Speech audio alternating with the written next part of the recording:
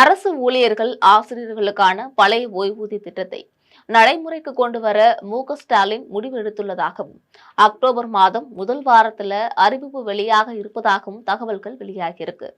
India முழுக்க செயல்பட்டு வந்த பழைய ஓய்வூதிய திட்டத்தை அரசாங்கம் ரத்து செய்த நிலையில, புதிய ஓய்வூதிய திட்டத்தால பலன் இல்லை என அரசு ஊழியர்கள் போர்க்கொடி பிடித்து வருகிறார்கள். ராஜஸ்தான், சத்தீஸ்கர் போன்ற மாநிலங்கள்ல அரசு ஊழியர்களோட போராட்டத்தால மீண்டும் பழைய ஓய்வூதிய திட்டம் அமலுக்கு வந்திருக்கு. இந்த நிலையில கடந்த 2021ஆம் ஆண்டு நடைபெற்ற தேர்தல் சமயத்துல பழைய ஓய்வூதிய திட்டத்தை அமல்படுத்துவதாக திமுக சார்பில் தேர்தல் அறிக்கை வெளியிடப்பட்டிருக்கு. இருந்த போதிலும் திமுக ஆட்சிக்கு வந்து 4 ஆண்டுகள் முடிவடைந்து விட்டன.